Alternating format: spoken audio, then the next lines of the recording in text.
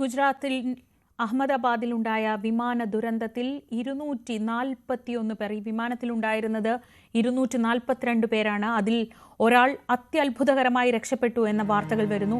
മറ്റ് 241 പേരും കൊല്ലപ്പെട്ടു എന്ന വിവരമാണ് ഇപ്പോഴും വരുന്നത്. ഒരാൾ കൂടി രക്ഷപ്പെട്ടു എന്ന സ്ഥിരീകരിക്കാത്ത വിവരങ്ങൾ അവിടെവിടെയായി വരുന്നുണ്ടെങ്കിൽ പോലും അത് ഇതുവരെയും സ്ഥിരീകരിക്കപ്പെട്ടിട്ടില്ല. ഈ കൊല്ലപ്പെട്ടവരിൽ ഗുജറാത്തിലെ മുൻ മുഖ്യമന്ത്രി വിജയ് രൂപാണിയും ഉൾപ്പെടുന്നു. ഒരു മലയാളി ദുരന്തത്തിൽ കൊല്ലപ്പെട്ടു. അത് പത്തനംതിട്ട തിരുവല്ല സ്വദേശിയായ രഞ്ജിത ജി നായരാണ്. രഞ്ജിത 4 ദിവസത്തെ അവധിക്കെത്തി തിരിച്ച് മടങ്ങുമ്പോഴാണ് ഈ അപകടത്തിൽപ്പെട്ടത്.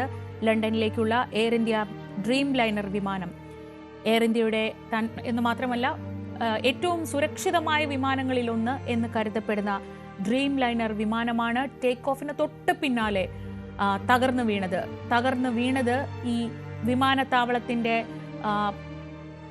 സമീപത്തുള്ള മെഡിക്കൽ കോളേജ് ഹോസ്റ്റലിന് മുകളിലേക്കായിരുന്നു. അവിടെ ഭക്ഷണം കഴിച്ചുകൊണ്ടിരുന്ന മെഡിക്കൽ വിദ്യാർത്ഥികളും അപകടത്തിൽപ്പെട്ടു. അതിൽ 5 പേർ കൊല്ലപ്പെട്ടതായാണ് വിവരം. അങ്ങനെ ഒരു പകൽ, വലിയൊരു വിമാന ദുരന്തത്തിന്റെ വാർത്തകളുമായി ഈ പകൽ കടന്നു പോവുകയാണ്.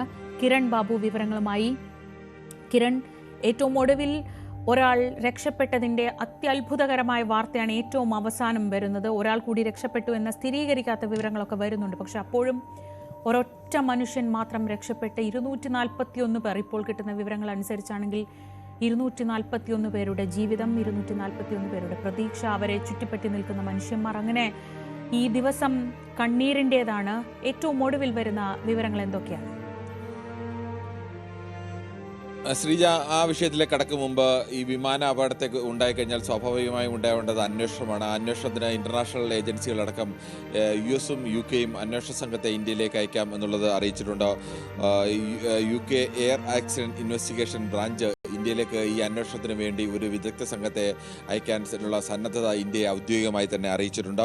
US national transportation safety board ഒരു സംഘത്തെ അയക്കും എന്ന് അവരും വ്യക്തമാക്കിയിട്ടുണ്ട്. എന്തായാലും അമേരിക്കയിൽ നിന്നും ബ്രിട്ടനിൽ നിന്നും ഈ രംഗത്തെ വൈദഗ്ധ്യം നേടിയ ആളുകളുടെ ഒരു അന്വേഷണ സംഘം ഇന്ത്യയിലേക്ക് എത്തുന്നുണ്ട്. ബോയിങ് വിമാനം ലോകത്തെ പ്രധാനപ്പെട്ട പല രാജ്യങ്ങളുടെയും പ്രധാനപ്പെട്ട വിമാന കമ്പനികൾ ഏറ്റവും വിശ്വസ്തയോടുകൂടി ഉപയോഗിക്കുന്ന ഒരു വിമാനമാണ് ബോയിങ് 787 എന്ന് പറയുന്നത്. ഇന്ന് ഈ അപകടം ഉച്ചയ്ക്ക് ഉണ്ടാകുന്നതിന് മുമ്പ് വരെ ഈ വിമാനത്തിന് കഴിഞ്ഞ 14 വർഷമായി ലോകത്തെ പ്രധാനപ്പെട്ട പല വിമാന കമ്പനികളും ഉപയോഗിക്കുന്ന വിമാനത്തിന് അങ്ങനെ ഒരു ആക്സിഡന്റ് ഉണ്ടായിട്ടില്ല. അതിനെതിരെ അതിൻ്റെ നിർമ്മാണത്തിലടക്കം ചില പിഴവുകളുണ്ട് എന്ന് ബോയിങ്ങിൻ്റെ തന്നെ ഒരു എഞ്ചിനീയർ പറയുകയും അതേക്കുറിച്ച് അന്വേഷണം നടത്തുകയും അതിനുശേഷം അതില്ല എന്ന് ബോയിങ് കമ്പനി തന്നെ വെളിപ്പെടുത്തുകയും അതിന് ആ ഇടക്കാലത്ത് അതിൻ്റെ വിൽപ്പന അടക്കം ഇടിവുണ്ടാവുകയും ഒക്കെ ചെയ്തിരുന്നു. അതൊക്കെ പരിഹരിക്കപ്പെട്ട് ലോകത്ത് വിശ്വസ്തയോടുകൂടി ലോകത്തിൻ്റെ ആകാശത്ത് എപ്പോഴും ഏതെങ്കിലും ഒരു ബോയിങ് 787 വിമാനം ഉണ്ടാകുന്ന ഒരവസ്ഥയുണ്ടായിരുന്നു. 1 ബില്യൺ യാത്രക്കാരാണ് ഈ അടുത്ത കാലത്താണ് ഒരു 1 ബില്യൺ യാത്രക്കാരെ ബോയിങ് 787 പൂർത്തിയാക്കിയതിൻ്റെ ആഘോഷമൊക്കെ ബോയിങ് കമ്പനി നടത്തിയത്. 2 എഞ്ചിനുള്ള ഒരു വിമാനമാണിത്. ഒരു എഞ്ചിന് ഏതെങ്കിലും തരത്തിൽ തകരാർ സംഭവിച്ചാൽ ആ മറ്റ് എഞ്ചിൻ കൊണ്ട് തന്നെ ഈ ഏത് ദീർഘദൂരവും സഞ്ചരിക്കാൻ 12-14 മണിക്കൂറൊക്കെ സഞ്ചരിക്കാൻ കഴിയുന്ന ശേഷിയുള്ള ഒരു എഞ്ചിൻ തന്നെയാണ്. അങ്ങനെ ഒരേ സമയത്ത് ഒരു എഞ്ചിൻ കൊണ്ട് തന്നെ വേണമെങ്കിൽ പറക്കാൻ കഴിയുന്ന സുരക്ഷിതമായി ആ വിമാനത്തെ പറത്തി താഴെ ഇറക്കാൻ കഴിയുന്ന സംവിധാനമെല്ലാം ഉള്ള വിമാനമാണ്. അതോടൊപ്പം തന്നെ ഈ വിമാനത്തിൻ്റെ ഏതെങ്കിലും ഭാഗത്ത് ഏതെങ്കിലും തരത്തിലുള്ള കുഴപ്പങ്ങളുണ്ടെങ്കിൽ അത് ഓട്ടോമാറ്റിക്കായി ഡിറ്റക്റ്റ് ചെയ്ത് അത് ഇന്ന സാങ്കേതിക പിഴവ് ഇതിനുണ്ട്, അല്ലെങ്കിൽ അതിൻ്റെ തുടക്കമുണ്ട് എന്നൊക്കെ കണ്ടെത്താൻ കഴിയുന്ന ഓട്ടോമാറ്റിക് ഡിറ്റക്റ്റിംഗ് സംവിധാനം കൂടി ഉള്ള ഒരു വിമാനമാണ്. അതുകൊണ്ട് തന്നെ വിമാനത്തിന് ഏതെങ്കിലും കുഴപ്പമുണ്ടെങ്കിൽ അത് നേരത്തെ തന്നെ കണ്ടെത്താൻ കഴിയും. അത് അങ്ങനെ കണ്ടെത്താൻ കഴിഞ്ഞിട്ടും അതിനപ്പുറത്തേക്കുള്ള ഏതെങ്കിലും തരത്തിൽ അപകടം ഉണ്ടാവുകയാണെങ്കിൽ മറ്റ് എഞ്ചിൻ പ്രവർത്തിച്ചുകൊണ്ട് ഈ വിമാനത്തെ സുരക്ഷിതമായി ഇറക്കാൻ കഴിയും. ഇത് 1 ബില്യണിൽ ഒരിക്കൽ മാത്രം സംഭവിക്കുന്നത് എന്നൊക്കെയാണ് വിശേഷിപ്പിക്കപ്പെടുന്നത്. 2 എഞ്ചിനും ഒരേ സമയത്ത് തന്നെ തകരാറിലാവുകയും വിമാനം തകർന്നു വീഴുകയും ചെയ്യുന്നൊരവസ്ഥ അത്യപൂർവമായി മാത്രമാണ് ഇത്തരത്തിൽ ഒരു അപകടം ഉണ്ടാവുന്നത്. അങ്ങനെ 2 എഞ്ചിനുകളും പൂർണ്ണമായും തകരാറിലാവുന്ന അവസ്ഥ ഉണ്ടാവാറില്ല. ഏതെങ്കിലും ഒരു ഒറ്റ എഞ്ചിൻ മാത്രമുള്ള ഇത്തരം എഞ്ചിനുകൾക്ക് തകരാറുണ്ടായാലും തകരാറിൻ്റെ സൂചനകളൊക്കെ വന്ന് ഏതെങ്കിലും ഒരു ഭാഗത്തിന് കുഴപ്പമുണ്ടാവുകയും തൽക്കാലം അത് പ്രവർത്തിപ്പിച്ചുകൊണ്ട് പോകാനോ അല്ലെങ്കിൽ ചില സമയത്തൊക്കെ എമർജൻസി ലാൻഡിംഗ് വേണ്ടി വന്നാൽ ആകാശത്ത് തന്നെ പറന്ന് അതിൻ്റെ ഇന്ധനം തീർക്കുക, അല്ലെങ്കിൽ സുരക്ഷിതമായ സ്ഥലത്തേക്ക് ഇറക്കാൻ കഴിയുന്നില്ല എങ്കിൽ കടലിലോ നദിയിലോ ഒക്കെ ഇറക്കുക, അങ്ങനെ അപകടത്തിൻ്റെ വ്യാപ്തി കുറയ്ക്കുക.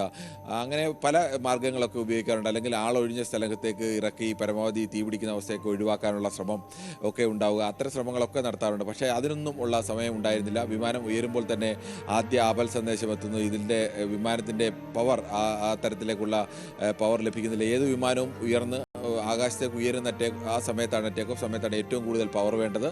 സ്വാഭാവികമായും 2 എഞ്ചിനുകളും പ്രവർത്തിപ്പിച്ചിട്ടുണ്ടാവും. പരമാവധി പവർ എടുത്ത് വിമാനം ഏത് ഉയരത്തിലാണോ പറക്കേണ്ടത് ആ ഉയരത്തിലേക്ക് എത്തിച്ചേരുക എന്നുള്ളതാണ് തുടക്കത്തിൽ തന്നെ. അതിനുശേഷം പിന്നീട് അത്രത്തോളം പവർ ഉപയോഗിക്കേണ്ട കാര്യമില്ല. അങ്ങനെ എത്തിച്ചേർന്നാൽ ഇന്ധനക്ഷമതയിലടക്കം വർദ്ധിപ്പിക്കാൻ കഴിയും. അതുകൊണ്ട് എല്ലാ പ്രധാനപ്പെട്ട വിമാനങ്ങളും, പ്രത്യേകിച്ച് ഇത്തരം വലിയ വിമാനങ്ങളൊക്കെ ആ രീതിയാണ് തുടരുന്നത്.